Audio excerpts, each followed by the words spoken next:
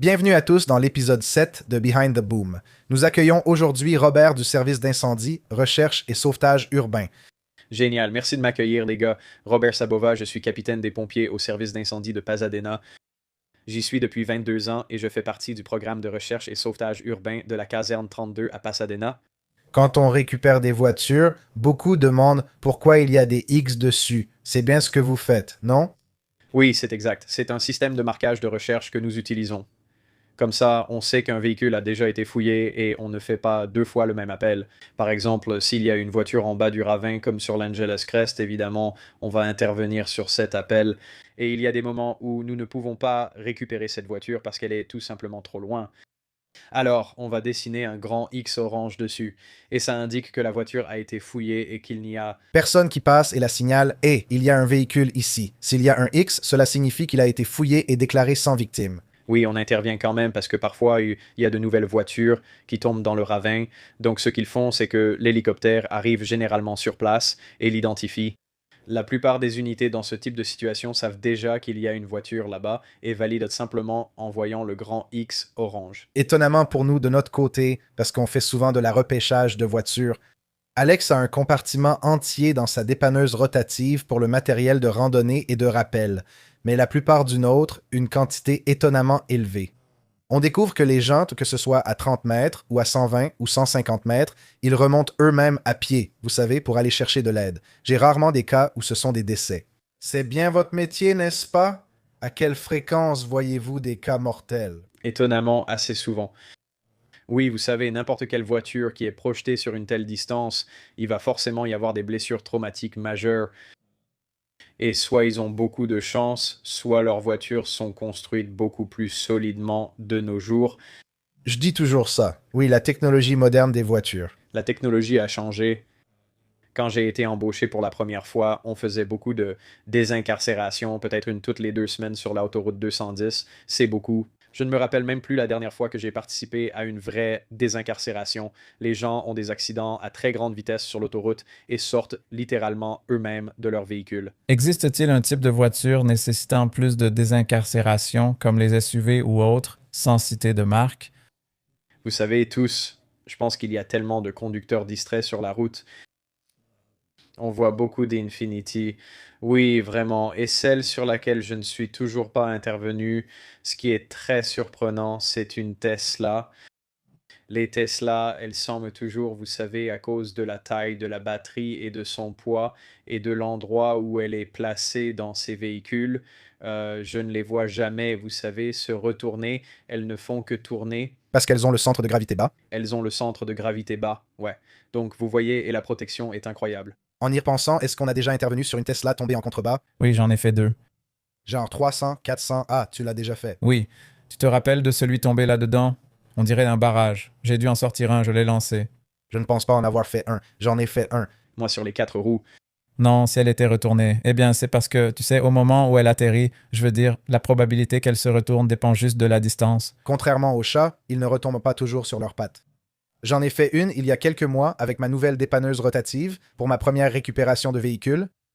C'était une Audi, des gars roulaient trop vite, ils nient tous, mais tu sais qu'ils faisaient les fous, des jeunes dans l'Audi de leur père. Ils étaient tous indemnes, mec. L'ingénierie allemande sur la voiture, c'était du haut niveau, mec. Ils avaient les airbags latéraux, les airbags rideaux et tout le reste. Ils sont descendus assez loin et ils sont tous remontés sans une égratignure. En fait, ils sont revenus sur les lieux en SUV pendant que je la sortais, tu vois, pour récupérer leurs affaires et tout ce qu'il y avait dans la voiture. Ils étaient là, à 2 heures du matin, avec des couvertures, fascinés par ce spectacle. Si ça avait été une voiture d'il y a 20 ans ou plus, les gens disent toujours, à l'époque, les voitures étaient en métal. Et ouais, c'est parce que dans des voitures comme ça, tu prends l'impact, tu vois? Ouais.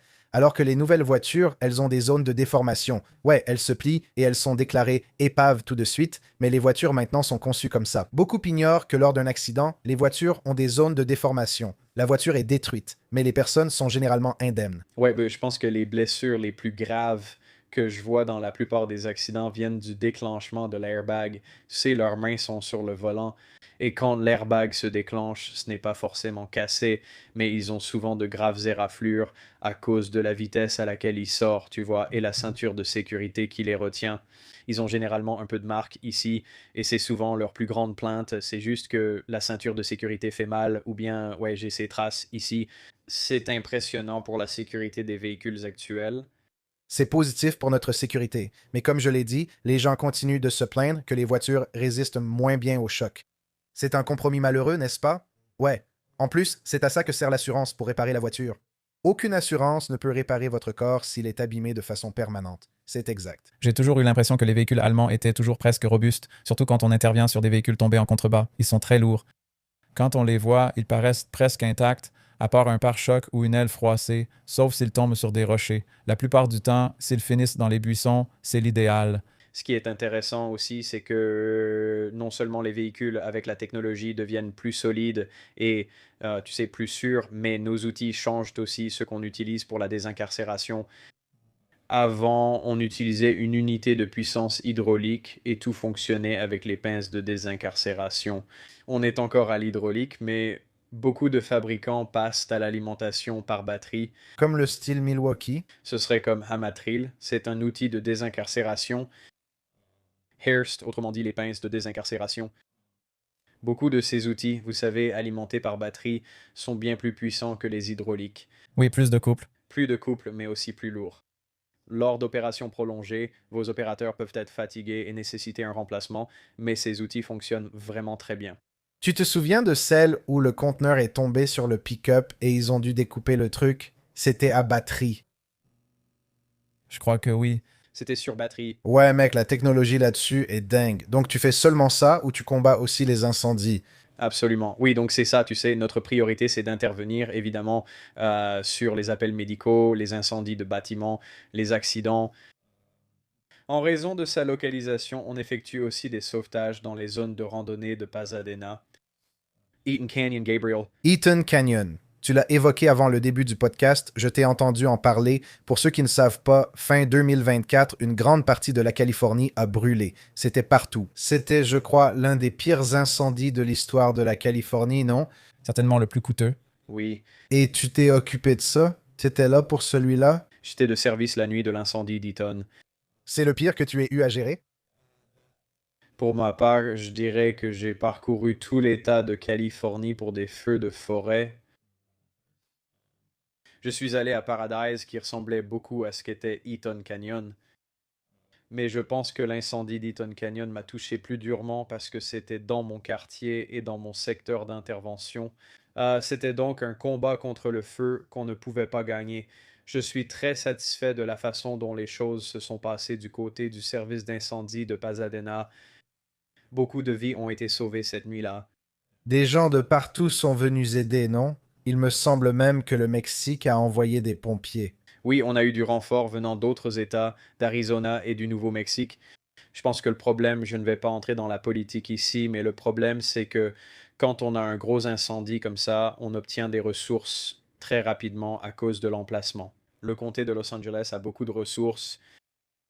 L'incendie des palissades a débuté ce matin-là, suivi la nuit par celui d'Eaton. Ainsi, toutes les ressources mobilisées pour les palissades ont diminué les moyens disponibles dans la région.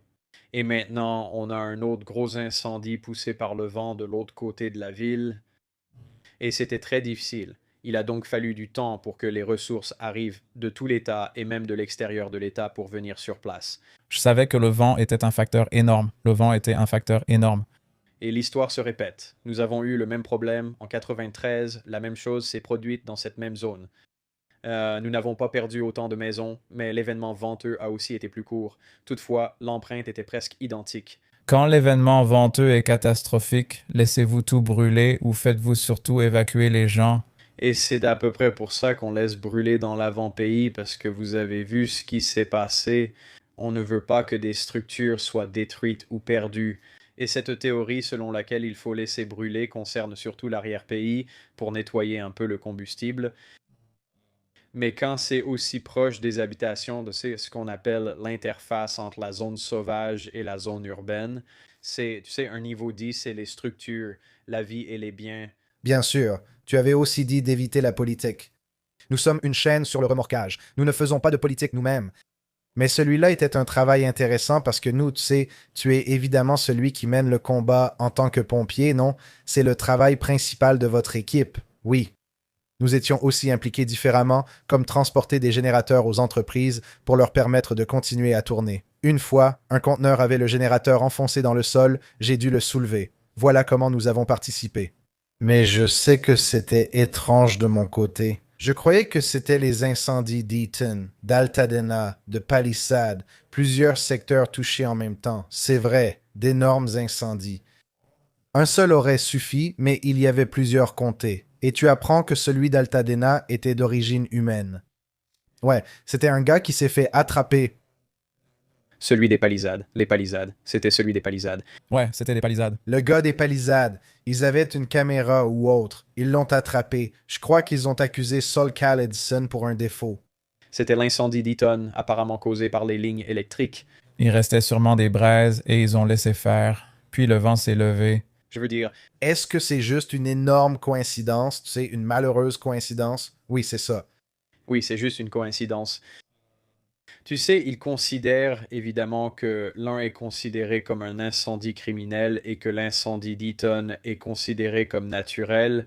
Je ne sais pas quelle théorie du complot j'ai vue dans les commentaires sur mes vidéos là-bas, car on y est juste allé pour récupérer la NASA Martin dans les palissades, c'est toujours rasé. La reconstruction est très lente. On a vu une ou deux maisons encore en construction, mais dans l'ensemble, tout reste rasé et dévasté. J'ai vu de nombreux commentaires affirmant que le gouvernement a fait cela pour racheter tous les terrains, surtout sur la côte, où un studio de 40 mètres carrés coûte 5 millions de dollars, mec. Mais c'est à cause du terrain en bord de mer. Je ne crois pas aux théories du complot. Mais c'est tellement fou à quel point la reconstruction est lente, parce que la vie de ces gens, je veux dire, ces maisons sont là depuis des générations. Des générations. Paradis, c'était en 2018 et ils reconstruisent encore. Cela montre combien c'est long, la communauté ayant été totalement détruite. Il y a bien plus que ça, non? Il faut retirer tous les matériaux dangereux, tout tester et nettoyer. Il y a une procédure. J'ai encore cette vilaine toux à cause des expositions que... Vous savez, je vais vous donner une idée. Donc, quand on intervient sur un incendie de bâtiment, quand une maison brûle, on porte nos appareils respiratoires. On entre, on a tout notre équipement de protection individuelle pour nous protéger. Et vous savez, on ne sait pas ce qu'il y a dans ces maisons. On ne sait pas s'il y a de l'amiante. On ne sait pas ce qu'ils stockent dans leur garage et tout ça. Donc, on a la meilleure protection qui existe. Quand vous avez 9000 maisons en feu en même temps, on manque d'air parce qu'on n'a pas la capacité de recharger rapidement sur place. Donc, vous savez, il faut faire ce qu'il y a à faire. Et il y avait tellement d'amiante et de produits chimiques différents dans ces maisons, accumulés pendant des années, des générations de familles qui ne nettoient pas leur garage et tout ça. Et c'est ce genre de toxines que nous inhalions. Nous avons fait notre prise de sang quelques mois après cela. Et chaque personne qui était sur l'incendie d'Eaton, nous avions tous un taux extrêmement élevé de plomb dans le sang. Waouh! Donc ça, c'est avec le meilleur équipement possible, non? On n'a pas du matériel de troisième zone, on a tout le matériel sophistiqué. Non, donc oui, tu sais, c'était bien de pouvoir surveiller ça. On fait des tests régulièrement juste pour voir et les taux, tu sais, diminuent, Dieu merci. Mais tu sais, c'était bien que notre ville nous ait permis au moins de déposer et de documenter ça au cas où il se passerait quelque chose à long terme pour qu'on puisse être pris en charge. C'est bien. Vous êtes vraiment les vrais héros. Mon gars, ouais. On a vu qu'on n'entendra jamais une chanson qui dit merde aux pompiers. J'ai bien dit ça. Ouais. Ouais, c'est vrai, c'est agréable, tu sais, d'avoir le respect du public. C'est différent dans les forces de l'ordre, mais c'est agréable de recevoir des salutations de tout le monde plutôt qu'un doigt d'honneur. Tu devrais, mec, car au final, tout le monde finit par voir ce qui se passe quand il y a un incendie dans son quartier. Je n'arrive même pas à imaginer ça. Toute ta vie, toutes mes affaires, les photos, les ordinateurs et les disques durs, tes chiens, les incendies, c'est vraiment effrayant. C'est vrai, c'est vrai. Mais tu sais, on peut aussi les éviter. Et je pense que c'est ça l'essentiel. L'éducation, c'est apprendre à être en sécurité. Pour revenir sur cette idée de prévention, qu'est-ce que vous faites habituellement? Parce que j'ai vu quelques articles disant que des fonds avaient été retirés au service d'incendie pour justement nettoyer certaines de ces zones de broussailles. Oui, un peu d'argent a sûrement été alloué, mais qu'est-ce que cela implique? Est-ce que vous engagez par exemple une entreprise tierce pour nettoyer ou bien est-ce que vous y allez vous-même pour surveiller comment c'est nettoyé? Vous parlez de l'incendie d'Eaton ou c'est en général? Juste en général. Ouais. Donc le service d'incendie, nous, on ne fait pas de débroussaillage préventif. Nous allons voir les propriétaires pour leur dire, hey, vous devez faire ça pour rendre votre maison un peu plus sûre. Donc, on a comme un schéma qui nous dit littéralement de garder, vous savez, de garder les broussailles à 60 mètres de la maison. Assurez-vous que vos arbres ne touchent pas votre toit. Le problème avec l'incendie d'Eaton, c'est que comme c'était un feu poussé par le vent, les maisons qui ont été détruites, vous savez, avaient toutes près de 100 ans, voire plus de 100 ans. Donc elles étaient anciennes. Elles avaient des grilles d'aération de grenier ouvertes. Donc avec le vent et les braises projetées à, vous savez, 130 km à l'heure, elles entraient directement dans les greniers des gens. Et c'est comme ça que les incendies commençaient. Donc beaucoup d'incendies euh, euh, était également déclenchée par la végétation autour de la maison. Elle se propageait lentement jusqu'à la maison, puis mettait le feu à la maison. Je ne saurais dire combien de maisons j'ai sauvées avec leurs tuyaux d'arrosage, éteignant les broussailles avant de passer à la suivante. Faute de camions de pompiers suffisants, il fallait se débrouiller. C'était du système D et on devait faire ce qu'il fallait. Et beaucoup de maisons ont été sauvées. Je le sais, surtout à Pasadena, parce qu'on utilisait cette tactique. Donc, simplement en arrosant, disons, le toit avec le tuyau d'arrosage, ça diminue. Surtout parce qu'il y a des maisons avec de vieux toits en mauvais état et tout ça. Donc ça aidait vraiment. Mais vous savez, il y avait des gens qui ont tout simplement tout laissé. Et puis il y avait des gens qui essayaient de rester et de se battre pour protéger leur maison. Ouais, j'ai vu des gens prendre des seaux dans la piscine. Ouais, c'est dingue, mec. C'était le chaos. Ouais, un chaos total. As-tu déjà eu affaire à des incendies de batteries au lithium? Personnellement, non, mais on a eu quelques incidents. On a eu des Tesla qui ont pris feu. On a eu, vous savez, des gens qui roulent et jettent des batteries externes dans les bennes à ordures et tout ça, et elles deviennent trop chaudes et ils ne peuvent pas. On en a eu un. Peut-être que vous en avez entendu parler sur l'autoroute 47 près des ports, juste au niveau du pont Gerald Desmond, où un conteneur s'est renversé et c'était une batterie au lithium, un énorme générateur de batterie en conteneur qui a pris feu. J'ai filmé l'explosion, c'était ma vidéo. L'explosion du conteneur a circulé partout et ils l'ont laissé brûler 2 ou 3 jours sur le pont. Beaucoup de gens se disent experts sur YouTube et connaissent soi-disant tous les métiers. Pourquoi n'ont-ils pas juste mis de l'eau ou de la mousse dessus? Et les vrais pompiers sur place à qui j'ai parlé après m'ont dit, mec, rien que les fumées de ce truc peuvent te tuer. Ouais. C'est pour ça qu'ils ont dû agir ainsi. Ça s'auto-enflamme. Si tu essaies d'éteindre avec de l'eau, ça ne marche pas, ça se rallume. Ce n'était pas comme une voiture avec des conteneurs conçus pour y plonger le véhicule. Là, c'était un énorme conteneur très lourd, impossible à déplacer facilement. C'est pourquoi l'un des ports les plus fréquentés du monde a fermé 2 ou 3 jours avant qu'on y retourne. Le gouverneur était présent. Oui, les pompiers ont dû utiliser du matériel de secours lourd pour le soulever et installer un support. C'était un très gros événement qui a duré 3 jours. Je me suis toujours demandé, tu sais, c'est resté après avoir parlé à GC du secours lourd. Même s'il l'avait voulu, il n'aurait pas pu. Il ne pouvait pas nous laisser y accéder pour faire notre travail, tu sais, le redresser et tout ça, parce que c'est tellement, tellement létal et toxique. Ouais. Et toxique. Et je me dis, eh bien, c'est techniquement l'avenir parce que, tu sais, dans 5 ans, 10 ans, il y aura de plus en plus de voitures électriques, de véhicules électriques, les tracteurs routiers Tesla maintenant. Tu sais, ces tracteurs qui tirent des remorques Walmart et tout ça, ça va juste faire partie du futur. Comment vous y préparez-vous et gérez-vous cela? Ces véhicules auront forcément des accidents et prendront feu. C'est insensé de le laisser là 3 jours et d'évacuer la ville quand cela arrive. C'est très toxique, évidemment. Il y a beaucoup d'études et de documents qui vont dans ce sens. Vraiment, vous savez, on l'absorbe, on l'inhale quand on le respire. Donc, honnêtement, comme vous l'avez dit, l'eau ne va pas l'éteindre, ça va brûler pour toujours. Donc, la tactique qu'on utilise en ce moment, c'est qu'on ne mettra de l'eau que s'il y a des éléments à proximité menacés, on va le laisser brûler. On va le laisser brûler et simplement protéger avec de l'eau les zones qui pourraient prendre feu.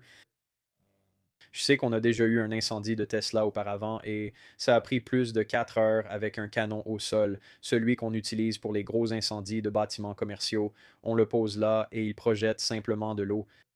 On a dû faire ça pour cette Tesla. 4 heures. C'était comme 4 heures à lutter contre ce genre d'incendie. Je sais que Tesla a dépassé. Avant, le Ford F-150 était le véhicule le plus populaire en Californie. Imaginez, comme je l'ai dit, dans 5 ans, quand il y en aura le double. Et puis les autres constructeurs, les Waymo, quand ils vont devenir populaires, vous savez, et les robotaxis Tesla qui vont sortir. Ça va être un cauchemar, mec, à moins que quelqu'un n'invente quelque chose. Eh bien, je veux dire, à part l'eau, qu'en est-il de la mousse? Les gens ont dit qu'il existe une sorte de mousse que tu peux utiliser. Il y a de la mousse, mais comme je l'ai dit, tu l'utilises avec de l'eau. Donc la base, c'est l'eau. Ouais. Donc je sais qu'il y a certains fabricants qui font ce qu'ils appellent une couverture anti-feu. Et c'est comme une énorme couverture et ils vont littéralement l'étouffer et essayer de la mettre dessus pendant que ça brûle et ça va un peu l'étouffer tout seul. Donc je sais qu'il y a beaucoup de choses en cours en ce moment. Je pense que les gens essaient juste de déterminer quelle est la meilleure solution, vous voyez, la meilleure méthode. Il y a aussi un caisson coupe-feu avec lequel j'ai déjà travaillé, vous savez, personnellement auparavant pour Waymo. le travail, l'intervention pour Waymo. Donc il y a eu évidemment les émeutes qui ont eu lieu ici à Los Angeles. Vous savez, ces vandales ont détruit des Waymo, vous savez, sans raison. Ils étaient juste garés là, ils les ont détruits, 5 d'entre eux, n'est-ce pas? Donc nous avons dû transporter ces Waymo et eh bien je suppose que dans le futur, on est censé les immerger dans l'eau et il y a ces boîtes. En gros, elles ressemblent à des conteneurs à ordures. Elles sont doublées de ciment. Et je suppose que les pompiers ont des tuyaux et des raccords à l'extérieur pour pouvoir les remplir rapidement d'eau. Je veux dire, évidemment, ça va, vous savez, ioniser l'eau à cause de la batterie qui est là, mais c'est censé fonctionner. Je ne suis pas sûr. Vous en avez entendu parler? Non. Je n'ai pas vu ça. Ils en vendent en ligne sur des sites, non? Ouais, ça coûte dans les 20 000 ou quelque chose comme ça. En fait, ils ont même des treuils dedans. Le conteneur ressemble à un conteneur d'environ 20 pieds. Imagine un conteneur de stockage qui s'ouvre. Tu attaches le treuil au véhicule électrique en feu pour le tirer à l'intérieur. Comme tu l'as dit, c'est lourd, entouré de béton. N'est-ce pas? Oui, un revêtement en béton. C'est fermé, puis tu raccordes une conduite et ça se remplit. Waouh, oui, je n'ai pas encore vu ça. Oui, c'est peut-être l'avenir. Imagine un de ces semi-remorques fermées, c'est ce que je veux dire. Comme les Tesla, un jour tu verras aux infos qu'un semi-remorque Tesla avec remorque prend feu. Tu fais comment? Impossible de mettre une couverture sur un camion remorque. Ouais. Et tu sais, je pense que c'est assez évident, mais il y a beaucoup de semi-remorques qui circulent sur nos autoroutes, tu sais, partout dans l'État. Ouais, donc ça va arriver. Ouais. En dehors de l'électrique, on en a eu un aussi. Tu connais peut-être, j'y ai travaillé il y a quelques années au port. Je crois qu'un pompier est mort. C'était un camion à hydrogène ou un camion au gaz liquéfié. Celui de la douleur, oh, celui où Alex a explosé et tout ça. J'étais sur cette intervention. Ouais, Il y a beaucoup de gars qui se sont blessés sur celui-là. celui-ci n'était pas électrique. Il marchait au gaz naturel liquéfié, non? Oui, ce GNL, ouais, GNL, oui. Donc tout gaz naturel. Il y avait une très bonne vidéo.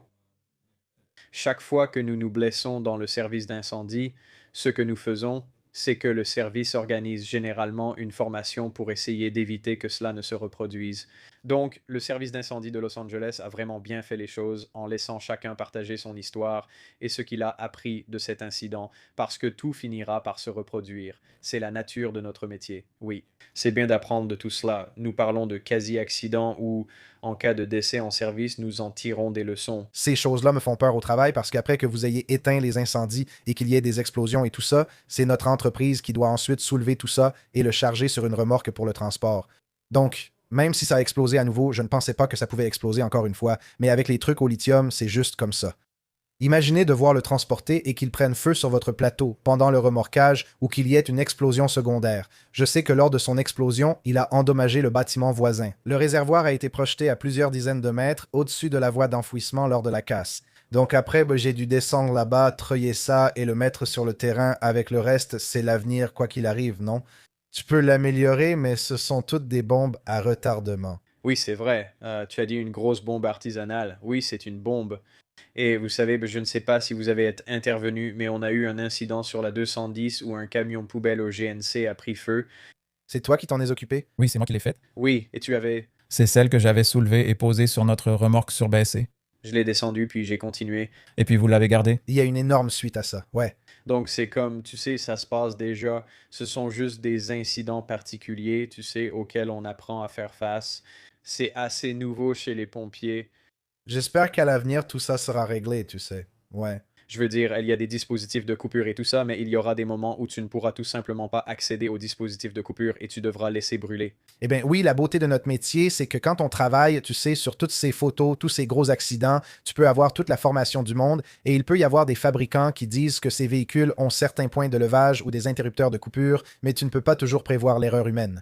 Quelqu'un va utiliser quelque chose de façon inappropriée. Bien sûr, tu sais, quelqu'un va faire une bêtise. Quelqu'un va avoir un accident d'une manière à laquelle les fabricants n'avaient pas pensé, comme « si ça se fait percuter à cet angle et à cette vitesse, ça va exploser. » Tu sais, tu ne peux pas prévoir toutes les issues possibles pour empêcher ces gros accidents et incendies, n'est-ce pas? Tu ne peux pas. Chaque scénario est unique à sa manière. Tu peux penser aux cas les plus courants, mais il y en aura toujours qui sortent de l'ordinaire et tu te dis « Ah, waouh, je n'avais pas pensé à ça. » Et tu sais, c'est là que nous devons intervenir, c'est mon métier, et essayer de déterminer quelle est la meilleure et la plus sûre façon de gérer la situation. La plus sûre et efficace. Oui, et parfois, tu sais, nous n'avons pas de réponse et nous faisons appel à des gens comme toi pour venir et apporter ton expertise. Et qu'est-ce que vous en pensez? Et nous sommes tous ouverts à ces suggestions. Oui, c'est ce que j'aime car j'ai travaillé avec vous quelques fois, notamment à Pasadena et dans le comté de Los Angeles. Et parfois, ce n'est pas que je veuille dire que d'autres entreprises n'ont pas l'expérience ou je pense qu'on a une bonne relation de travail, comme pour cette intervention, enfin ce camion poubelle, n'est-ce pas? Vous vouliez le retirer de l'autoroute. Je crois que vous aviez un événement au Rose Bowl ce jour-là. Oui, je crois que c'était le cas. Donc vous vouliez dégager les voies et tout. Et vous m'avez permis de le soulever alors qu'il était encore plein, vous savez, alors qu'il fumait encore. Oui, oui. Je pense qu'il y avait environ 70 000 d'un côté quand je l'ai soulevé avec un seul camion, ce qui fait beaucoup de poids, peu importe comment on voit les choses. Mais qu'on me fasse confiance, vous savez, pour le soulever, de le sortir de là et de le déplacer dans un endroit sûr pour que vous puissiez faire votre travail. Et je pense que c'est important, surtout pour le service d'incendie, d'avoir, vous savez, des sociétés de remorquage sur place et des entreprises sur la liste de rotation en qui vous pouvez avoir confiance et avec qui vous pouvez travailler en partenariat. Oui, absolument. Chaque fois que nous avons une désincarcération importante, nous restons sur place après l'incident. Le patient est à l'hôpital, nous attendons la dépanneuse sur place. Ensuite, on tourne autour et commence à poser des questions comme une nuée d'abeilles. Et dis-moi ce que tu penses, qu'est-ce que tu fais? Et on leur demande leur avis parce que c'est comme ça qu'on apprend et ça nous aide vraiment à nous améliorer dans ce qu'on fait. Donc on aime vraiment travailler avec les sociétés de dépannage. On aime ça aussi, mais on a la pression. La pression est sur nous. J'en ai fait une où j'ai tracté la remorque, c'est une de mes vidéos les plus vues dans la région de Colton Riverside, non? Et ils ne doivent pas avoir autant de formation que vous ou voir autant d'accidents que du côté du comté de Los Angeles. Parce que le camion s'est retrouvé coincé sous un pont, je l'ai soulevé depuis le pont. J'ai fait une manœuvre de fou où je l'ai soulevé, posé dessus, et les pompiers étaient là. Hey mec, je sais que c'est un boulot difficile, mais si possible, tu sais, on n'a jamais fait ce genre d'extraction et on n'a pas, comme le comté ou la ville, de dépanneuses rotatives ou de camions de secours lourds. Ils sont donc restés, posant des questions sur mes stabilisateurs, le poids, etc. Je leur ai dit que si le travail était facile, je les laisserais utiliser les commandes. Malheureusement, ça n'a pas marché car c'était une manœuvre très avancée. Regarde la vidéo. J'ai utilisé un arbre comme encre, tiré pour le sortir de dessous, puis je l'ai soulevé et fait des trucs fous. Ça ne s'est pas passé comme prévu, je n'ai pas pu leur donner les commandes, on aime bien faire ça, tu sais. Comme mon ami Sean à Ventlingen, il fait une formation annuelle à Torrance avec les pompiers parce qu'il y aura des missions où on devra travailler main dans la main. Ouais. Absolument. J'ai déjà géré des cas avec un tracteur routier sur des voitures ou des personnes coincées et travaillé avec les pompiers qui font confiance à notre expertise. Ils disent, il faut soulever ce camion pour sortir la personne. Oui. Maintenant que je vous ai rencontré, messieurs, on va évidemment vous contacter pour venir un jour où vous êtes disponible et on commandera un tas de voitures, puis on les empilera. Nous avons un chariot élévateur, donc on pourrait créer des scénarios et vous demander de nous montrer comment vous agiriez lors d'un tel incident si on faisait appel à vous, puis effectuer l'extraction, apprendre ensemble et renforcer notre collaboration. Oui, ce serait génial car, comme je l'ai dit, ça va arriver. Et je pense que plus de casernes de pompiers devraient contacter leurs entreprises de dépanneuses et les faire venir pour faire ça. Mais nous sommes plus, je pense, intéressés par votre dépanneuse poids lourd, vous savez. Les dépanneuses rotatives. Les rotateurs, oui, parce que ça, c'est du lourd. Et si on vous appelle, c'est qu'on dit en gros qu'on a besoin d'aide. Oui. Oui, tout à fait. Alex et moi avons de l'expérience, tout comme mon père, qui s'est entraîné avec de nombreux capitaines des pompiers au fil des ans. Vous avez une cour d'entraînement à Castec, n'est-ce pas? Oui, c'est au service d'incendie du comté, mais oui, ils ont valverdé là-bas. C'est ça. Ça s'appelle Deville. Il a beaucoup fait cela, puis nous l'a transmis. Nous sommes ainsi l'une des rares entreprises à pouvoir travailler sur des missions d'extraction côte à côte. Ce n'est pas un travail pour n'importe quel dépanneur, car il s'agit parfois de vies humaines. Si tu ne sais pas, tu envoies juste un gars avec une dépanneuse qui se dit « Je vais accrocher ça avec un crochet. » Tu pourrais tuer quelqu'un. Oui, tout à fait. Oui, c'est vraiment une question de centimètres et cela peut tout changer. Et c'est très dangereux. C'est pour ça que je pense que la formation est d'autant plus importante pour nous deux, juste pour qu'on soit sur la même longueur d'onde et qu'on acquiert cette expérience. Oui, la formation et les relations. J'ai déjà travaillé sur quelques interventions où des pompiers, enfin des capitaines en fait, m'ont vu faire certains travaux. Un autre capitaine que je ne connaissais pas était là-bas. Certains disaient non, on ne peut pas. Mais ce gars affirmait je l'ai vu faire, laissons-le essayer. Ils m'ont laissé faire. C'était sur l'intervention du camion-citerne. Et ensuite, il t'a reconnu. Récemment, l'intervention avec l'arbre. Et c'est là que je pense que la relation commence. Une fois qu'on commence à s'entraîner ensemble, on construit cette confiance. Et vous savez, c'est différent quand on travaille avec un plus gros service parce qu'il y a tellement d'employés là-bas et on ne sait pas sur qui on va tomber ce jour-là. Cela pourrait être quelqu'un d'ailleurs qui est sur cette intervention. Mais vous savez, quand vous êtes, par exemple, à Pasadena, nous avons 8 casernes. Donc, nous sommes un service plus petit. Donc, vous pouvez revoir les mêmes personnes plus souvent au cours de la journée lorsque vous...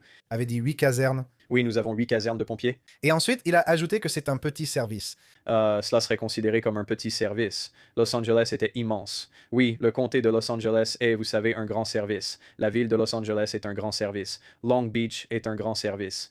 Et puis Glendale et Pasadena seraient considérés comme de taille moyenne. Combien de casernes compte un grand service? Plus de 5. Oh mince, ouais. Donc 8, c'est minuscule comparé à 100. Donc c'est évident, d'accord. Mais dans la région, beaucoup de départements, beaucoup de villes ont leur propre service. Certaines n'ont qu'une seule caserne, d'autres peuvent en avoir 3, 5, 8. Mais oui, donc c'est un peu notre secteur. La ville de Los Angeles et le comté de Los Angeles sont les plus gros. Et ensuite, Long Beach vient juste après. Et ensuite, Glendale et Pasadena sont à peu près équivalentes. Intéressant, oui. C'est sans doute pourquoi Los Angeles détient le vrai record. Oui, ce sont les deux seuls records dans le comté de Los Angeles. Je crois que c'est la seule dépanneuse rotative du comté, peut-être même de tout l'État de Californie, équipée de câbles de treuil synthétiques. Je ne sais pas si tu le savais. Oh, wow. Oui, oui, je sais qu'on s'est beaucoup entraîné avec eux. Et je sais qu'ils avaient cette nouvelle flèche. Donc on s'est un peu entraîné avec ça. Le comté a bien un câble synthétique, non? Oui, le NRC. Toutes les photos montrent des câbles en acier sur la flèche, comme toutes les dépanneuses. Les treuils ont toujours des câbles en acier. Dans d'autres juridictions et en dehors de la Californie, ils peuvent avoir ce qu'on appelle des câbles de treuil synthétiques. Donc si tu vois cette boîte juste là, c'est une corde synthétique. Imagine maintenant que tes câbles de treuil soient en nylon synthétique au lieu d'acier. Pour des gens comme God, nous préférons le synthétique. Nous sommes l'un des pionniers et nous faisons vraiment avancer cela en remplaçant la chaîne. On propose plein de contenus sympas sur notre chaîne. Beaucoup demandent pourquoi on n'utilise pas de câbles de treuil synthétique, mais la réglementation TSA pour le CHP l'interdit. Pourquoi? Je l'ignore. Ça n'a jamais été expliqué à cause de X. Je pense que c'est parce que l'acier est plus sûr et à l'épreuve des maladroits.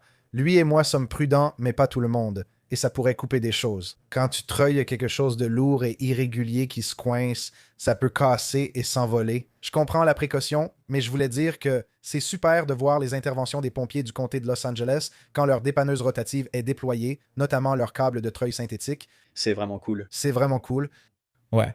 Elles ne sont pas vraiment plus légères, surtout pour les interventions en contrebas. On prend des extensions synthétiques. Tu vois, elles sont bien plus malléables. Tu peux heurter certaines choses, mais attention aux rochers ou à ce qui pourrait les couper, comme les débris. Parfois, quand les voitures descendent, on laisse tomber des trucs, comme des morceaux de... J'ai déjà utilisé des câbles de treuil synthétiques pour des interventions en contrebas.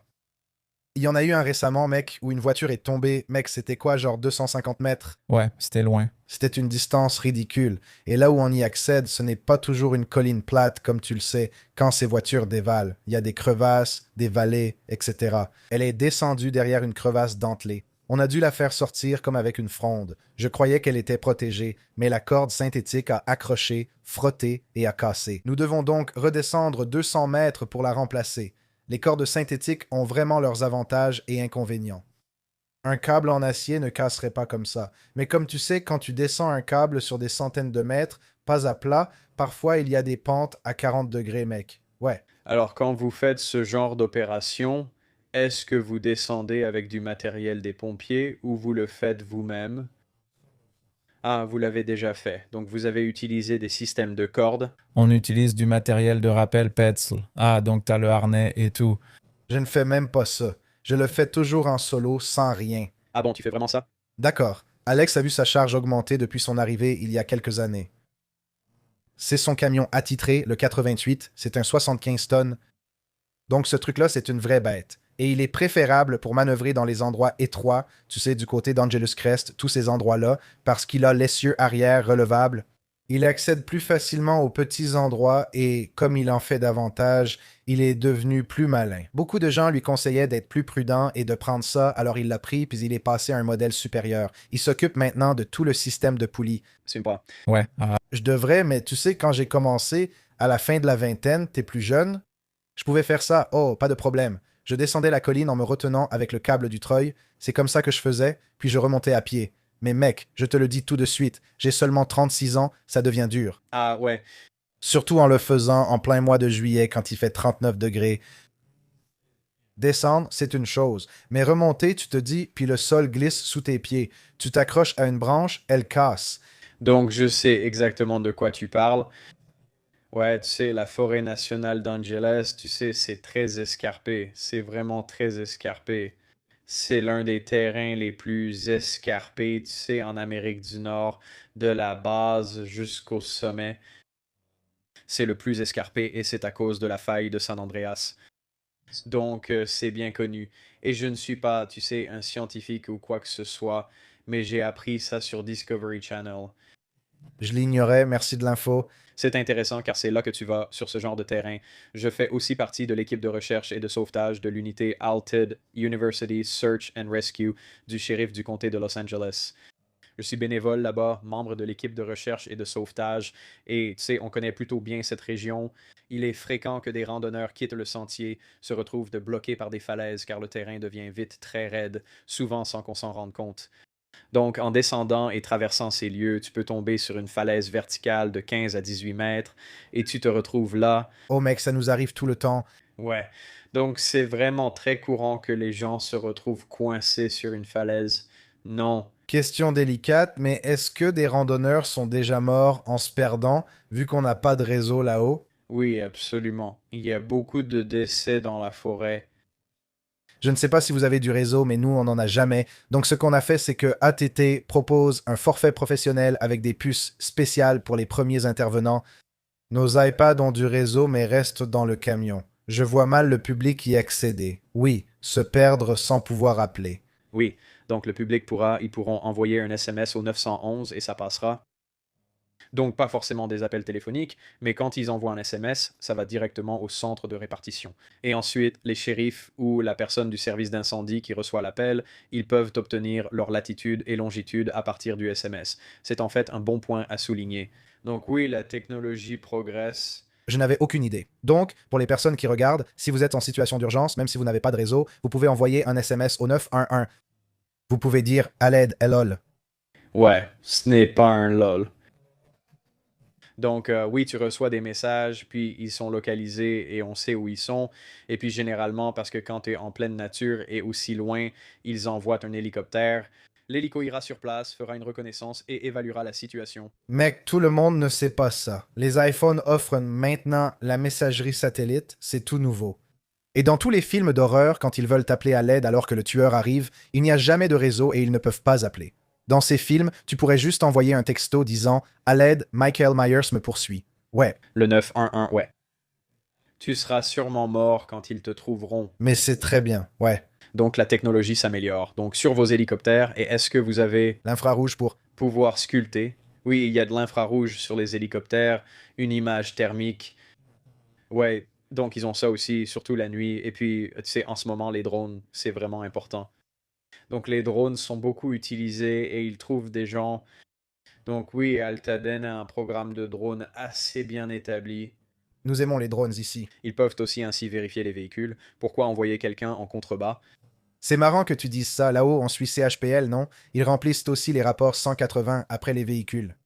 Souvent, ils demandent « Hey, tu peux avoir la plaque d'ici ?» Et on regarde avec mon drone, zoom 8 fois depuis là-haut, et on dit « Ok, oui, c'est une Nissan de 2015. Tu es prêt? X-Ray Charles ?» Ce genre de choses. Et on l'obtient depuis là-haut. Ouais, sans jamais avoir à descendre 600 pieds. Et ça, c'est un vrai changement parce que la dernière chose que tu veux, c'est blesser ou tuer quelqu'un qui essaie juste de descendre là-bas pour faire ton boulot ou pour confirmer qu'il y a bien un X sur cette voiture. Et puis, pour répondre à un commentaire que je reçois souvent aussi, certains le disent en plaisantant, mais d'autres ne savent tout simplement pas. Tu as mentionné l'hélicoptère pour le sauvetage, n'est-ce pas? Tu es déjà monté dedans? Nous n'avons pas d'hélicoptère, mais on s'entraîne souvent avec eux. J'ai déjà été hissé à bord. Je suis déjà monté dans un hélicoptère et on fait beaucoup d'entraînement avec eux, que ce soit pour les incendies ou pour la recherche et sauvetage. Pour en venir là, une des questions qu'on me pose souvent, c'est pourquoi tu fais toutes ces randonnées? Pourquoi tu n'utilises pas simplement un hélicoptère pour sortir la voiture?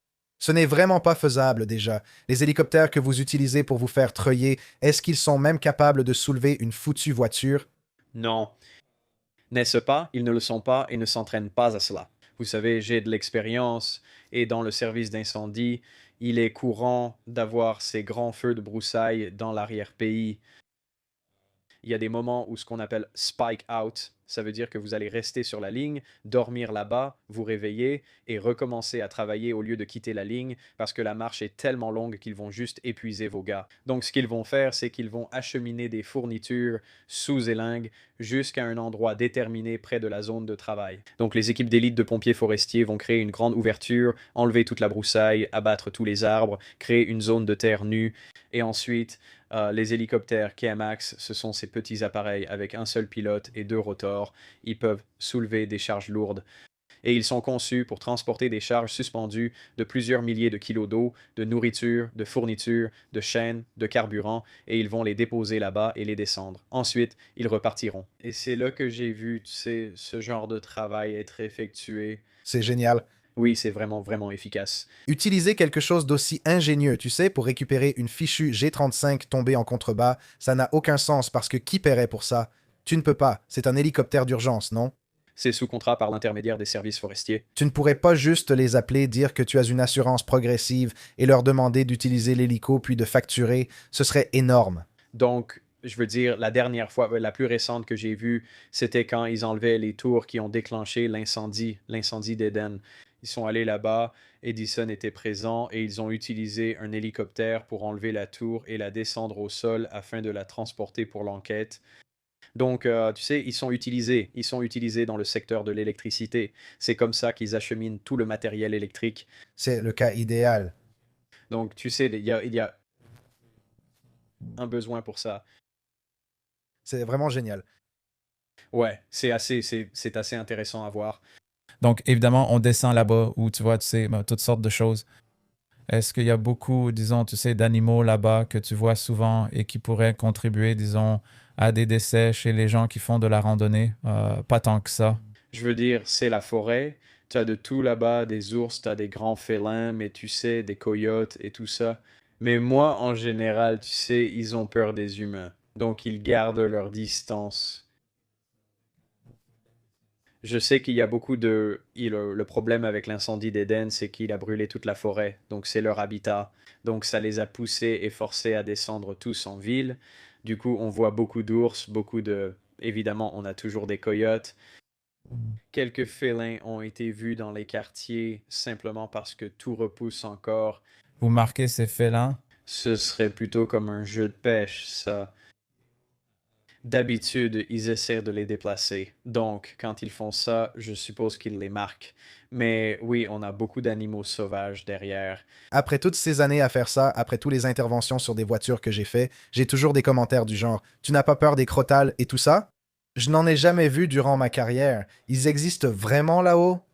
Oh oui, oui, oui, il y a des crotales partout, oui, je veux dire, c'est un sujet populaire en ce moment. Beaucoup de gens se sont fait mordre cette année, donc c'est très courant. En fait, un chien s'est fait mordre il y a seulement quelques semaines. Et l'appel est arrivé, je crois, pour un garçon de 8 ans.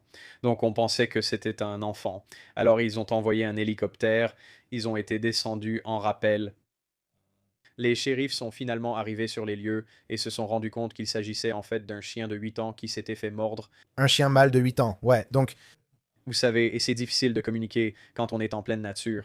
Ce n'est pas comme si on avait un téléphone portable, mais oui, ils ont fini par hisser ce chien et l'ont déposé directement sur Angelus Crest, et ils ont pu, je suppose, le transporter jusqu'à l'hôpital vétérinaire. Je vais devenir paranoïaque maintenant avec ce genre de choses. Mais oui, vous savez, et les serpents aussi, il y a beaucoup d'informations là-dessus, vous savez, ils veulent juste vous éviter. Ils ne vous attaqueront que si vous êtes dans leur espace. J'ai lu ça sur des trucs comme Animal Planet, qu'ils ont plus peur de vous que vous n'avez peur d'eux. Et tant que vous n'essayez pas de les chercher directement, ils n'auront pas à faire. Ce qu'ils font, il y a beaucoup de gens qui font de la randonnée à cet endroit. Ils voient le serpent prendre le soleil, il fait du bruit avec sa queue, ils attendent, puis contournent simplement le serpent et poursuivent leur chemin. Il suffit de l'éviter sans s'en approcher. Oui, ne soyez pas menaçants en les laissant passer. Vous le contournez. Et en général, ça se passe bien. Je crois que ce sont les rencontres inattendues. Tu sais, quand tu marches avec des écouteurs, tu n'entends pas le serpent, et soudain il est caché dans un buisson et te mord. Sur ces sentiers, il y a beaucoup de trous où tu pourrais facilement mettre le pied par accident. Absolument. Ouais, tu mets le pied, il y a un serpent, bam. Ouais, je ne dirais pas que se faire mordre est courant, mais il y a beaucoup de serpents là-bas. Et il faut faire encore plus attention aux bébés, parce que les bébés serpents te donnent tout leur venin. Ah oui, un adulte va le conserver, ouais, il va juste continuer à te mordre, et les bébés, eux, ils ne savent pas, alors ils vont juste attaquer, tu sais, te mordre, et puis te donner Tout, qu'ils ont. Donc, tu vas recevoir une dose plus élevée de venin de la part d'un bébé serpent. Donc, C'est encore une chose de plus à laquelle il faut faire attention avec ces fichues cartes tout le temps, surtout quand il fait chaud. ouais. Et ils sont de sortie. il n'y a eu qu'une seule intervention où je suis allé et j'ai entendu quelque chose, je n'ai juste pas pu le voir. Ouais, Quand on est tout près, c'est juste pour te dire que je suis là. je ne pouvais pas le voir. Je veux dire, il y avait des broussailles partout parce que parfois, quand on arrive sur ces boulots, évidemment, tu sais, tu veux garer ton camion directement perpendiculaire à la voiture, non? À la voiture, tu sais, disons que c'est à environ 60 mètres, mais parfois ce n'est pas la meilleure façon, tu vois, d'y accéder. Parfois, tu dois te garer un peu en décalé et peut-être rouler 15 mètres de plus pour avoir une approche plus optimale, tu vois, en évitant les arbres et les rochers. Tu viens de souligner un point clé, c'est énorme. Ils seront en train de travailler en bas et un autre gars ou une autre équipe arrive, tu vois, pour essayer de venir aider. Et puis, ils délogent des pierres qui commencent à tomber. Je me suis pris des pierres dessus. Mec, je me suis pris une avalanche. C'est un impact de rocher. La dernière fois, j'ai arraché la sangle dans une avalanche. Ce n'était pas énorme, mais ça peut arriver, mec. Ils prennent de la vitesse, rien ne les arrête. Et c'est très difficile quand tu es dans ce genre de terrain de vraiment t'écarter parce que tu ne peux pas prévoir où ça va rebondir. Tu ne peux pas car le rocher change de direction. Tu te déplaces à droite, il arrive à ta gauche, puis il tourne, frappe un autre rocher et se retrouve aligné avec toi. C'est comme ça que les gars se blessent, tu vois, et c'est là que tu te retrouves maintenant. Tu as eu une blessure, et ouais, genre, oh, Je suis content que tu dises ça, car je répète souvent sur notre chaîne qu'on donne l'impression que tout est facile avec notre humour et nos récits. On est jeune, on fait des randonnées folles, parfois sans équipement de descente en rappel. Ça paraît facile, mais mec, ce genre de truc peut être vraiment difficile. très dangereux. C'est vraiment dangereux. Je pense juste que vous avez de l'expérience, donc vous savez. Ouais, voilà pourquoi j'ai sorti le matériel de descente après avoir vu des accidents. J'ai donc acheté des bottes, porté un pantalon pour certains jobs. Avant, je portais des shorts, honnêtement. Et prends toujours de l'eau avec toi. Prends toujours une bouteille d'eau avec toi parce que, comme tu l'as dit, il y aura des jours où il fera chaud. Et avant même de t'en rendre compte, tu te dis, Tu sous-estimes. Tu sous-estimes à quel point, tu sais, je l'ai déjà fait. Tu te dis, ça n'a pas l'air si terrible. Il n'y a vraiment rien qui me bloque le passage. Je vais juste, tu sais, commencer à descendre à pied. Tu atteins la voiture, épuisé, puis tu remontes, sous-estimes la situation et réalises, mince, ça glisse, je n'ai pas d'adhérence. Tu t'épuises à essayer et je me dis, mec, j'aimerais vraiment une bouteille d'eau. Ouais, je l'ai déjà fait. tu sais, on apprend de nos échecs, non? Et c'est comme ça, ouais. Donc, tu sais, il y a une autre chose dans laquelle je suis impliqué aussi. Donc, quand on a ces grands feux de broussailles partout en Californie, je fais partie d'une équipe qui s'appelle Rapid Extraction Module Support, abrégé en REMS.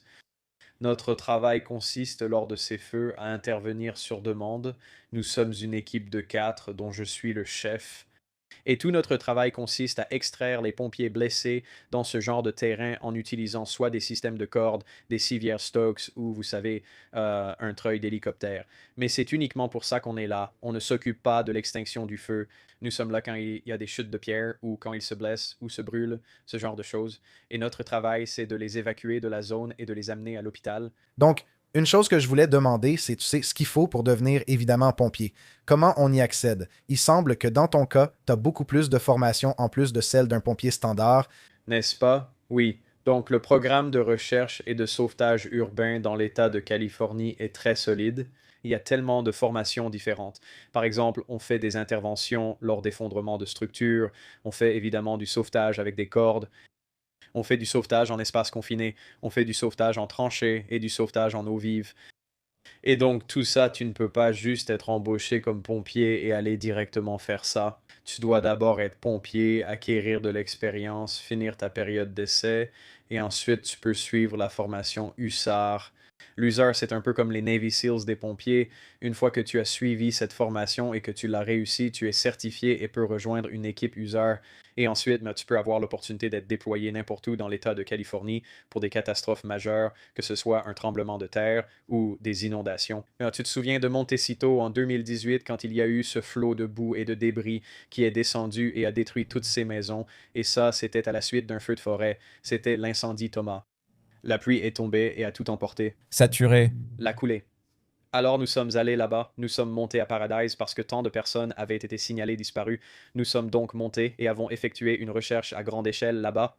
Une vaste recherche a eu lieu pendant l'incendie d'Eaton après la disparition de plusieurs personnes. Ce sont des incidents comme des coulées de boue, des inondations, donc c'est tout ce genre de formation spécialisée que nous recevons. À quel point cette formation est-elle difficile? J'imagine l'endurance et la condition physique. Oui, c'est un état d'esprit. Et vous savez, Il faut s'y mettre. Beaucoup échouent chez les Navy SEALs, surtout lors de l'entraînement. Est-ce similaire pour les équipes de recherche et de sauvetage urbain? non, ce n'est pas aussi strict. C'est plutôt une fois que vous avez la formation, vous êtes éligible pour rejoindre une équipe. Et ensuite, une fois que vous êtes dans cette équipe, vous maintenez votre niveau chaque année. Il faut entrer dans un espace confiné pour rester technicien à ce niveau, le plus élevé. Nous devons entrer dans une tranchée active, et suivre cette formation. Oui, nous avons un planning pour les pompiers et un planning de sauvetage des blés, donc nous devons suivre les deux lorsque vous faites partie d'une équipe de sauvetage des blés. Pour le planning des pompiers, vous installez des échelles, déployez des tuyaux, découpez des toits et vous vous entraînez sur des maquettes de toiture. Et puis, quand vous passez à la désincarcération et ensuite quand vous passez du côté du sauvetage des blés, vous faites du sauvetage en eau vive, vous entrez dans l'eau, vous êtes dans les bateaux, vous faites votre entraînement de sauvetage sur corde, sur des grues, des immeubles élevés ou en surplomb. Vous intervenez en espace confiné dans un environnement IDLH. Vous faites du sauvetage en structure effondrée. Nous montons des étaiements, du levage lourd, etc. C'est une compétence qu'on perd si on ne la pratique pas, surtout dans ce métier. Il faut rester à jour car il y a beaucoup à savoir. Ensuite, nous amenons un ensemble de sauvetage des blés de type 1, une semi-remorque classe A contenant tout notre équipement. Elle nous suit partout. Nous avons donc les outils. On ne peut pas avoir tous ces outils dans le camion, il n'y a pas la place. Alors, quel type de programme d'entraînement devez-vous suivre? Parce que moi, par exemple, j'ai joué au water polo à l'université, tu vois. Je suis assez sportif avec une bonne endurance, mais j'ai vu certains d'entre vous monter ces collines sans effort. Ouais, ce qui est bien avec le service des pompiers, c'est que, tu sais, comme on reste à la caserne entre 2 et 4 jours d'affilée, on a la possibilité de faire du sport et on doit s'entraîner. Et c'est pour ça que quand je suis passé devant votre salle de sport ici, je me suis dit, hey, c'est cool, mec. Tu devrais faire une série tout de suite. Donc, mais ouais, tu sais, ils disent, tu sais, on s'entraîne pas parce qu'on veut, mais parce qu'on doit. Ouais, l'équipement est très lourd. Je ne vais pas mentir. J'approche des 50 ans. Et c'est vrai, j'ai l'impression que, tout comme la technologie avec les véhicules, tout devient plus lourd dans le service d'incendie. Nos arrêts portés avec la bouteille d'air sur le dos sont plus lourds, plus gros, avec des bouteilles et un cadre plus grand et plus lourd. Notre équipement est vraiment, tu sais, extrêmement lourd. Il y a 3 couches et il fait très chaud. Comme tu l'as dit, en août sur un toit, tu te dis, j'aimerais être à la plage en ce moment. Mais oui, et puis lors des feux de forêt, il fait généralement chaud. Et tu sais, quand on est dans les broussailles, il fait encore plus chaud. Et cet équipement est un peu plus léger, mais malgré tout, on porte tous ces sacs à dos et on travaille pendant de longues heures. Tu sais, c'est un travail difficile. Ce n'est pas fait pour tout le monde. Lors de la dernière opération de récupération de voitures que j'ai faite, celle qui était à environ 180 mètres, il y avait en fait 2 véhicules impliqués, par coïncidence, au même endroit, mais à des périodes différentes. Ça, c'était une fois où, tu sais, c'est rare que ça m'impressionne. Je suis dans la trentaine et en forme. Je fais ça tout le temps. Je fais ces boulots, souvent en short, parfois avec un gilet ou des gants. J'étais là avec Alex pour installer le matériel. À la fin, les pompiers étaient en bas pour la sécurité. Comment ils appellent ça? C'était bien les pompiers? Service forestier des États-Unis. Service forestier des États-Unis, c'est ça. Ils étaient là pour dégager un passage car le véhicule s'est écrasé et a pris feu, incendiant la zone. Ils ont éteint l'incendie la veille. Nous y sommes donc retournés le lendemain en journée. Ils étaient là par mesure de sécurité, mais à la fin, quand je remontais, j'étais épuisé, habillé ainsi. Je me faisais dépasser par les gars du service forestier, habillés avec leur équipement, tenant une foutue chaîne. C'était une tronçonneuse, non? Et ils l'avaient sur l'épaule. Ouais, un bras dessus et l'autre sur le truc. Et je me suis dit, c'est impressionnant. Les hotshots, c'est une autre catégorie. C'est impressionnant. Oh, franchement, je me disais, mec, je sais qu'ils devaient sûrement souffrir aussi, genre, oh, c'est dur, mais il n'y a aucune chance que je puisse faire ça. Et l'équipement qu'il portait par-dessus son truc, avec un vieux casque moche qui devait être super chaud, c'était une énorme démonstration d'endurance. Une endurance comme je n'en avais jamais vue auparavant. Donc, ce sont exactement les gars dont j'ai parlé, ceux que je dois poursuivre partout sur ces incendies pour m'assurer qu'ils ne se blessent pas, tu vois, et quand ils se blessent, c'est mon boulot de les évacuer. Donc, c'est un travail très difficile, c'est vraiment un travail très difficile, ça te met vraiment à rude épreuve. Je suis fatigué rien qu'en les regardant. C'est fou et ça force le respect. Les hotshots, c'est clairement l'élite de la lutte contre les feux de forêt. Et c'est parce qu'ils ont une énorme passion, ils aiment ce qu'ils font et ils s'entraînent comme des fous. Et maintenant, tu sais pourquoi. J'imagine que c'est plus de l'entraînement cardio qu'autre chose, parce que t'as dit, ah, c'était parce qu'ils avaient l'équipement. Ils étaient là-bas à couper les arbres et à faire tout ça, et ils devaient tout descendre à pied. Il n'y avait pas d'hélicoptère pour transporter le matériel, donc ils devaient tout remonter à pied. Et c'était une colline très très raide, sur plusieurs dizaines de mètres. Et c'est pour ça qu'ils sont dans le terrain le plus escarpé, parce que tu ne peux pas, tu sais, conduire un camion de pompiers ou quoi que ce soit là-bas. Eh bien, J'espère qu'ils sont bien payés, parce que ouf, mec. ils ont vraiment besoin d'une augmentation. Je suis d'accord. Ce n'est pas quelque chose que je pourrais imaginer. Je ne connais personne qui pourrait faire ce genre de choses. Oui, c'est vraiment un travail difficile. Eh bien, on approche de la barre d'1 heure. Alex, tu veux conclure? Oui, non, juste pour te dire merci. Tu sais, comme je l'ai dit, le partenariat entre notre domaine et le vôtre est toujours très important, je pense. Construire des relations avec tous les services d'incendie est important. J'espère aussi que davantage de sociétés de remorquage viendront s'entraîner avec vous. Donc, quand on a ces gros accidents ou ces désincarcérations, on peut travailler main dans la main en symbiose, tu vois? Ouais. Et tu sais, l'un des plus gros inconvénients auxquels on fait face dans le service d'incendie, c'est qu'on aime apprendre des interventions auxquelles on a participé. Et ce qui est très difficile, c'est qu'on peut avoir des voitures toute la journée déposées à notre centre de formation et on peut les découper ou aller là-bas et s'entraîner sur place. Mais ce qui est vraiment difficile à obtenir, c'est un tracteur routier, juste la partie tracteur, où on peut réellement recréer ces incidents qui arrivent assez souvent, c'est-à-dire une voiture coincée sous la remorque, pour s'entraîner à la soulever avec certains de nos outils. Nous avons des outils vraiment incroyables qui nous permettent réellement de soulever cela. Je les ai vus. Ils sont impressionnants avec des barres pour les maintenir en l'air. Et toi? Les Paratex. Donc les Paratex sont les stabilisateurs. Ils soulèvent aussi. Mais on a aussi ce tout nouveau coussin de levage pneumatique qui peut soulever un camion de pompiers et il fonctionne entièrement à l'air comprimé, ça pousse vers le haut. Donc ce sont des outils que nous avons achetés après avoir été sur ces interventions pour essayer de nous améliorer. Mais vous savez, maintenant que nous sommes amis ici, vous savez, on va vous appeler parce qu'on adore apprendre ce genre de choses. Et même si vous prenez juste la voiture et que vous nous montrez comment ça fonctionne et comment vous installez le dispositif de levage, je pense que c'est bénéfique surtout. Pour nous, t'as le numéro d'Alex, je crois. Donc oui, restons en contact et on pourra organiser ça. Et puis, pour finir, je veux dire, on est en Californie, il fait presque été toute l'année, tu sais. Il peut faire 27 degrés à Noël ici. On n'a pas vraiment de tempête de neige. Mais tu sais, maintenant que le printemps arrive et que l'été approche dans à peine un mois, tu sais, en juin, tu as des conseils rapides que les gens ne connaissent peut-être pas pour prévenir les incendies, des choses qu'ils font sans savoir que c'est dangereux. Peut-être juste laisser un chargeur branché toute la nuit ou un truc du genre. Oui, je pense que, tu sais, le sujet brûlant qu'on voit beaucoup partout dans le pays, c'est que beaucoup de trottinettes électriques et de vélos électriques qui sont chargés de façon excessive prennent feu, ils chauffent. Et puis, la suite, J'ai vu des vidéos où ça a explosé dans un garage à cause de modèles chinois pas toujours réglementés, non?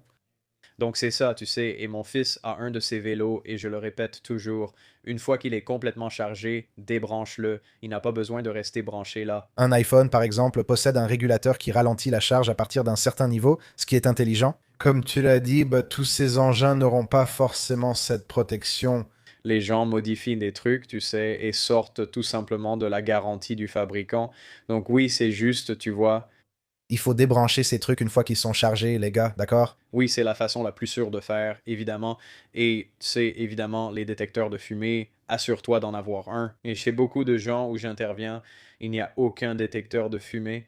Ils fonctionnent vraiment et peuvent vous sauver la vie. C'est vrai, le bip indique seulement qu'il faut changer la pile, même si les gens trouvent cela agaçant. Un détecteur de monoxyde de carbone aussi.